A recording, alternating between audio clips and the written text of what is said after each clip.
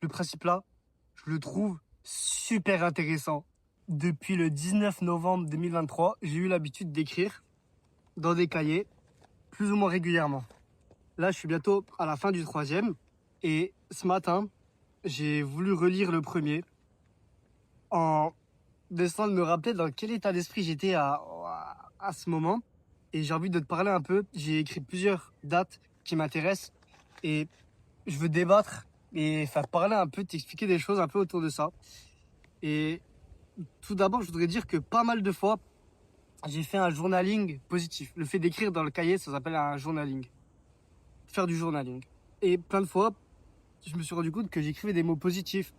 En ce moment, c'est pas trop le cas, mais dans ce premier cahier, beaucoup de fois, j'écrivais je crois en moi, je, je sais que je vais réussir, plein de trucs du genre. Et je pense que c'est grâce à l'écriture que je me suis fixé ce mindset positif et que je te partage dans plein de vidéos et qui a fait un peu mon outro. Si tu as déjà regardé mes vidéos jusqu'au bout. Et c'est grâce à l'écriture que j'ai eu ça qui m'est arrivé. Après, je veux pas parler de l'écriture en tant que soi, mais c'est pour ça je veux t'introduire le fait qu'il y a pas mal de choses positives que j'ai dit. Premièrement, le premier point que je voudrais te relever, c'est le 27 février 2024, donc il y a un an et demi. Je crois tout simplement que c'était une phrase positive que j'avais marquée, qui est, elle va arriver juste là, qui est, ouais, là j'ai écrit pas mal. À la fin, j'ai mis plus que 4 mois avant mes 18 ans, j'ai hâte de voir mon évolution. Force à moi, je crois en moi. Tu vois? Et je vais pas toutes les faire, mais pas mal de fois, j'ai cette pensée positive là. Ensuite, même si ça allait pas trop, tu vois, je voyais le positif. Et donc, là, on arrive au 1er juin et j'ai écrit dans 30 jours, j'ai 18 ans. Je suis né le 30 juin. Dans 30 jours, j'ai 18 ans. Pendant tout le lycée, je me suis imaginé des centaines, voire des milliers de fois dans ma vie de jeune adulte, discipliné, organisé, travailleur. À partir de ce 1er juin 2024, c'est aujourd'hui que je tourne une page. Je me comporte comme si j'ai 18 ans. Et voilà, globalement, c'est ça. Et en gros, même si ça allait pas, je m'engageais à être discipliné et à mieux gérer ma vie. Chose que je n'ai pas faite. Bah, par exemple, le 2 juin, je disais je vais réussir, je vais travailler, je vais avoir mon bac. Le 3 juin, je me redisais je vais réussir. Même si aujourd'hui j'ai rien fait, je vais réussir. Ensuite, le 5 juin, j'utilisais un exemple pour me forcer à réussir. Je disais je veux passer plus de moments avec mon cousin, lui apprendre des choses, passer des moments avec lui, etc. Et pour ça, il faut que je devienne un grand cousin exemplaire et donc avoir le bac. Parce que là, je savais pas si j'allais avoir le bac. C'était en juin. J'avais rien révisé de l'année. Je me mettais dans une mentale positive pour avoir le bac. Et finalement, j'ai pas travaillé plus. Mais du coup, tu vas dire, ok, est-ce que cette mentale de voir positif, d'écrire, de voir positif, elle te sert à quelque chose? Mais déjà, ça a fait ce que je suis actuellement et ça a fait que tu me décourages pas forcément pour rien. Oui, si, je me décourage vite, mais je sais toujours que je vais réussir petit à petit et je me rends compte, je me rends compte que là, ça prend du temps. Je vais t'expliquer un peu plus par la suite. Je me rends compte que là, ça prend du temps, mais que petit à petit, je suis sur la bonne voie. Par exemple, le 7 juillet, ce que j'ai marqué. Et donc là, le 7 juillet, j'ai écrit le temps passe vite, je me dois d'agir. J'observe déjà que tout change et que le fait de passer à l'action, même si c'est un peu, ça me permet de plus avoir mes idées seulement en tête, mais de les concrétiser. Là, je te parlais notamment parce que j'écrivais et j'essayais d'être régulier dans l'écriture, ce que j'arrivais plus ou moins régulièrement. Et chose qui maintenant m'a été bénéfique parce que écrire, tu vois, ça permet de te sortir des idées de la tête, de mettre tes objectifs concrètement sur papier. C'est puissant. Je trouve que c'est puissant, même si au début je comprenais pas. À force de le faire, c'est puissant. Et maintenant, je me fixe pas de, je m'oblige pas à écrire, mais c'est une habitude que j'ai gardée, que je fais plus ou moins régulièrement en fonction de mes envies. Et petit à petit, ça a pris du temps, mais petit à petit, je me suis forcé à écrire. Et au final, maintenant, c'est quelque chose qui est ancré dans ma vie et j'écris régulièrement et je sens que ça m'aide réellement. Ensuite, je voudrais te partager 10 jours plus tard. Le 17 juillet, c'est là où ça devient intéressant. Excuse-moi si la vidéo elle est un peu décousue, mais le 17 juillet, j'ai écrit qu'une fois, ouais. Je suis fier de moi. Je devais faire des actions ce matin, mais je ne les ai pas faites. Mais j'ai pas attendu le lendemain pour les faire, je les ai fait dans l'après-midi. C'est dur, j'ai eu du mal à me concentrer, mais j'avance. En fait, ça, c'est un truc tout con qui montre que souvent, moi, quand je procrastine, je procrastine et au final, les trucs, je les fais à chaque fois, je repousse au lendemain. Et là, je devais faire des trucs, je m'étais fixé à les faire le matin. Je les ai pas faites et au lieu de les repousser au lendemain matin, je me suis dit, ok, je les fais cet après-midi, je me mets une déterre. Et même là, tu vois, je me dis, il y a de l'amélioration. Euh, un an plus tard, dans tout ce que j'écris, je vois de l'amélioration dans mes actions, etc. Mais ça reste une amélioration très légère. Ça reste une amélioration très légère parce que là, même aujourd'hui, quand je fais des trucs, tout simplement, je suis fier de moi. Alors que, au final, ma vie entre il y a un an et aujourd'hui, elle a pas tellement changé que ça. Oui, je m'améliore un peu, mais déjà, je suis fier du chemin parcouru, même si c'est peu. Alors là, je m'imagine dans un an, si là, à la rentrée, je me prends un appart, dans un an, le chemin parcouru, il va être monstrueux. Si là, déjà, je suis fier pour si peu, contente-toi. Non, te contente pas de peu. C'est pas ça que je veux dire. Mais sois fier que même si tu fais des petites marches, si tu t'améliores un petit peu, sois fier de toi. Même si oui, tu peux te comparer, tu vois d'autres gens qui font beaucoup. Wesh, le sol, il est mouillé. Ah non, même pas. Qu'il y a d'autres gens qui font beaucoup, sois fier de... Si tu fais zéro, sois fier de faire 0,1. Et petit à petit, tu vas beaucoup t'améliorer, ça va prendre du temps. Et je dis pas de te contenter de petit, mais c'est dur de tout de suite faire grand. Par exemple, au début, fallait que je me force à écrire. Maintenant, ça vient tout seul. Au début, fallait que je me force. Pas que je me force à faire des vidéos, mais par exemple, pour mes vidéos, au début, je galérais à te faire des vidéos ne serait-ce de 5 minutes. J'ai fait plein de vidéos en dessous de 5 minutes et à force, petit à petit, même si ça a pris du temps, plusieurs mois, presque un an, j'arrive à te faire régulièrement des vidéos euh, plus longues. 10 minutes, 20 minutes, 30 minutes. Parce que je me suis confronté à la tâche petit à petit. J'ai pas abandonné, même si c'était dur, même si j'avais des doutes, même si c'était pas facile, même si des fois ça peut paraître flou ce que je faisais. Je continuais à faire. Je continuais à faire. Et c'est ça ce que je veux te partager en partie. Même si ça prend du temps, continue. Là, t'es jeune. Euh, c'est si tu veux être millionnaire, c'est pas grave si t'as pas le million à 20 ans. Si tu veux être Si tu veux faire les JO, c'est pas grave si tu le fais. Euh, Ça, après, ça, c'est un exemple différent parce que pour les JO, tu peux peut-être pas trop les faire à 40 ans parce que le corps, il est plus fatigué, etc. Tu vois, t'es en conclu avec des jeunes de 20 ans qui sont pleinement en forme. Donc là, c'est encore différent. Par exemple, si tu as un objectif d'être millionnaire ou ça, tu peux le faire n'importe quand. Euh, et c'est pas grave. Je veux dire, t'as le temps. Après, quand je te dis t'as le temps, je te dis pas de te toucher les couilles, de rien faire. Mais si tu fais des actions au quotidien, si tu te bouges, tu vois, ça va aller. Après, ce conseil, c'est un conseil que moi, je me donne à moi-même, mais que peut-être ça correspond pas à tout le monde. Parce que peut-être il y a des gens qui te disent, enfin, si par exemple, je dis à des gens, ouais, en vrai, t'as le temps, petit à petit, ça va venir, ça va pas. Peut-être qu'il y a des gens, il faut les brusquer, il faut leur dire non, t'as pas le temps, t'as pas le temps, t'as pas le temps, tu dois te bouger. Et peut-être à des gens, cette mentale-là, ça correspondra mieux. Alors, oui, je suis en partie d'accord avec cette mentale-là, parce que cette mentalité-là, des fois, même moi, je me la dis, je me dis, ouais, j'ai pas le temps, faut que je bouge, faut que je fasse ça, etc. Mais je trouve, même si tu vois, c'est vrai, t'as pas le temps, faut se bouger, j'ai l'impression que ça me freine. Tu vois. Parce qu'il y a beaucoup de choses que tu entends, que tu peux entendre sur les réseaux, et il y a des choses qui vont résonner en toi, d'autres choses qui vont pas forcément résonner, tu vois. Et même si peut-être il y a pas de chose qui est vraie, le fait que je te dise t'as le temps et le fait que je te dise t'as pas le temps, C'est une question de perspective de chacun. Et il n'y en a aucune qui est fausse, tu vois. Les deux, elles sont vraies et les deux, ça peut te permettre de t'améliorer.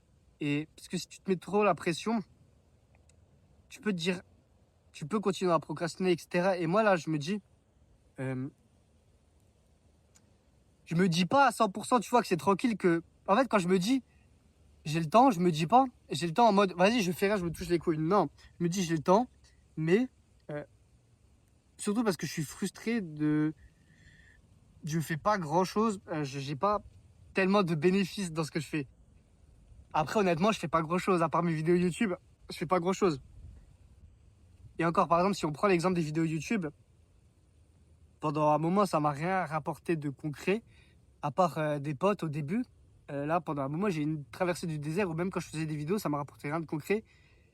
Et là, je continuais à travailler, à faire des vidéos. Ça a pris du temps, ça a pris bien plusieurs mois. Et là, maintenant, j'ai une opportunité de faire de l'argent. Je t'explique ça dans une autre vidéo. Et j'ai pas lâché. J'ai, Ça a pris du temps et c'est pas grave. Maintenant, j'ai pas lâché, j'ai continué. J'ai eu cette opportunité que je vais saisir. Ensuite, j'ai pas fini parce que je voudrais te parler du 18 juillet. Qu'est-ce que je dis le 18 juillet? C'était de la positivité, je crois. Ouais, nouveau, positif. J'aime bien ma vie. Elle est un peu chaotique, mais j'avance. J'ai des potes, je pars bientôt en vacances, je me sens bien. J'avance à mon rythme, ok, mais j'avance. Je crois en moi, let's go. Tu vois, c'est là, j'avais commencé à faire des vidéos depuis 2 mois. J'avançais petit à petit, mais j'étais content. Et là, au moment là, à l'instant T, quand j'écrivais ça, je me comparais pas. Je me comparais pas. J'étais fier de moi. Et c'est ça, parfois, faut pas trop se comparer. Il faut être fier de ce qu'on a fait, même si c'est peu. Et j'étais reconnaissant, j'étais tout content. Putain. Ensuite, tout pile 2 mois après, le 18 septembre, qu'est-ce que j'ai écrit? J'ai écrit, là, on y est presque. On est au 19. On arrive une page. Voilà, 18, j'ai écrit plusieurs choses. Plusieurs pages, mais je crois que c'est là. Ça, c'est très intéressant. Très intéressant. J'ai écrit un concept qui est basé autour de l'architecte et du maçon. L'architecte, c'est celui qui va créer des routines, créer des emplois du temps, créer des objectifs, ok? Le maçon, c'est celui qui va mettre en place ses objectifs, mettre en place ses emplois du temps, mettre en place ses routines. Ensuite, en dessous, j'ai écrit, si un architecte crée des plans non constructibles, ou alors qui ne satisfait pas la demande des clients, il sera difficile de progresser dans la construction de la maison. C'est-à-dire que l'architecte, celui qui crée les routines et les objectifs, si tu crées des routines qui ne sont pas en lien avec ce que tu veux vraiment, ou qui ne sont pas en lien avec quelque chose qui résonne en toi, bah, le maçon, il ne pourra pas mettre en place ses objectifs, ses routines, etc. En gros, se fixer des objectifs, c'est bien, mais il faut se fixer des objectifs vraiment qui nous plaisent, qui nous tiennent à cœur. Comme par exemple, moi, actuellement, ma chaîne YouTube. Plein de fois, là, je l'ai retrouvé dans le cahier, plein de fois, je me suis fixé l'objectif de méditer.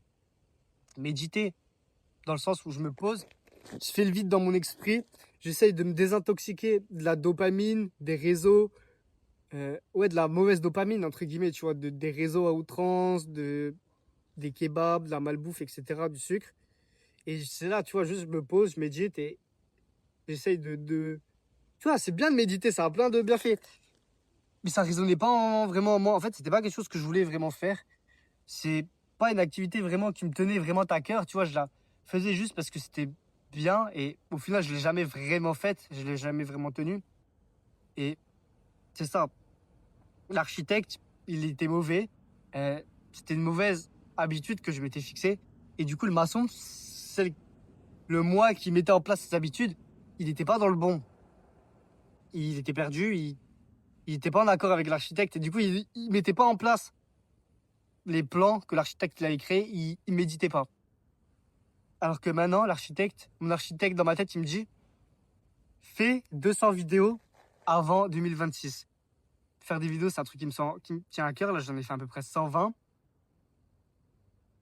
C'est quelque chose qui me tient à cœur. Et du coup, le maçon en moi, il va mettre en place ce que l'architecte il a créé. Il va mettre les actions en place pour avoir créé 200 vidéos avant 2026. Tu vois. Le principe là, je le trouve super intéressant. Vraiment, je le trouve super intéressant. Ensuite, je suis trop content d'avoir retrouvé ce concept parce que je l'avais écrit maintenant il y a presque un an, hein. Il y a 10 mois. Il est intéressant de fou. Ensuite, le 16 octobre, qu'est-ce que j'ai écrit? Je me souviens plus. C'était ce matin hein, que j'ai lu, hein, mais je me souviens plus de ce que j'ai écrit. Le 16 octobre, on y est presque, on y est. Est-ce que c'est ça? Parce que j'ai marqué les dates à chaque fois. Chaque date, à chaque fois dans ce que j'écris, je marque les dates en coin. Il y a des moments où j'ai marqué plusieurs choses la même journée, tu vois. J'ai plusieurs pages qui se suivent avec la même date. Mais là, on est le 16 octobre. Ah ouais, là je voudrais parler de ce concept, j'en profite, tu vois, de reprendre les notes pour parler de ce concept. Je voulais t'en faire une vidéo directement pendant le moment là, mais je ne l'ai pas fait, le 16 octobre 2024, où en gros, tout simplement, je te dis que il faut parfois se tromper pour comprendre mieux ce qu'on veut.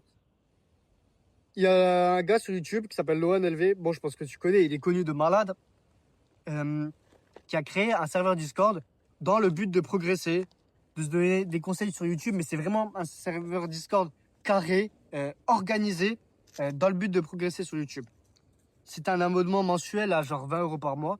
Donc, paf, en septembre, j'essaye, je m'abonne et je me rends compte que je veux pas faire des vues. Parce que là, j'étais dans une optique, ok, ça fait plusieurs mois que je suis sur YouTube. Là, c'était en septembre. Là, c'était depuis mai que j'étais sur YouTube, 2024. Hein. Ça fait plusieurs mois que je suis sur YouTube. J'ai envie de faire plus de vues. J'ai envie de faire plus de vues, même si c'est pas ma priorité. Vas-y, j'ai envie d'essayer de m'améliorer, etc., d'améliorer mes vidéos. J'arrive sur le serveur, je dis ouais, bonjour, Selem, salut. Comment je fais pour faire plus de vues? Est-ce que vous avez des idées, des techniques, des astuces, des choses à me dire, à me conseiller? La première phrase qu'on m'a dit, pour faire plus de vues, change de niche. En gros, pour ceux qui savent pas, la niche, c'est le concept, tu vois. Et je voulais pas. Ma niche, elle est plutôt vague. Ça, c'est autour de moi, ça gravite autour des activités que je fais, de mes pensées. Et en gros, c'est ça, à travers YouTube, je retranscris mes pensées, mes doutes, mes objectifs, mes conseils. Je documente ma vie. Et ça me pousse à YouTube à me devenir meilleur. Et dans plusieurs domaines, tu vois, que ce soit à m'exprimer devant la caméra, à structurer des vidéos. Même si aujourd'hui, c'était dur de m'exprimer. Là, c'est la 4e vidéo que je te fais. J'ai l'impression qu'aujourd'hui, c'était pas facile, mais bon, c'est pas grave, c'est qu'une journée où c'est pas facile. Demain, ça ira sûrement mieux. Même si là, cette vidéo, je trouve que ça va, même si au début, je t'ai fait pas mal de cuts, ça va, j'arrive mieux à parler maintenant que je suis lancé, mais au début, les 3 premières vidéos, c'était dur.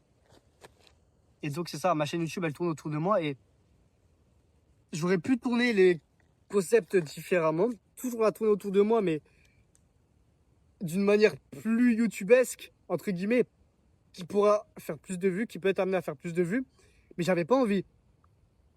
J'ai envie de garder plutôt ces vidéos simples, où je te parle directement comme ça, sans forcément beaucoup de montage. Et là, je me suis rendu compte que YouTube, je voulais pas faire ça pour les vues. C'est vraiment à ce moment-là que je me suis ancré ça en tête. Et ouais, je me suis trompé, j'ai mis 20 balles là-dedans. Bon, 20 balles, c'est rien, tu vois. C'est pas comme si j'ai mis 200 balles ou 2000 balles. Mais même si j'avais mis 2000 balles, quoique Après, j'ai une mentalité de pauvre, du coup, je me dis 2000 balles, c'est beaucoup. Mais ouais, on va dire, même si j'avais mis 200 balles, ça aurait valu le coup parce que j'aurais vraiment compris ce que je veux grâce à YouTube et que c'est pas forcément les vues. Bien sûr, je fais plus de vues, ça me fait plaisir, mais c'est pas la priorité. Et c'est pour ça, et pas peur d'essayer des choses. Et c'est pas un échec. Si j'ai mis 20 balles là-dedans, c'est une réussite. Grâce à ça, j'ai compris que je veux pas faire YouTube vraiment pour les vues. Que je veux que ça m'apporte autre chose. Que ça m'apporte un sentiment de fierté parce que je te poste des vidéos. Ça fait plaisir, tu vois. Je me bouge, je fais quelque chose de ma vie. En même temps, je peux aider des gens. En même temps, Ça me fait plein de petits points de sauvegarde dans ma vie. Grâce à ça, je peux... En fait, c'est la continuité du journaling, mais en vidéo. Grâce à ça, je peux savoir dans quel état je suis à tel moment de ma vie, à quel lieu je suis.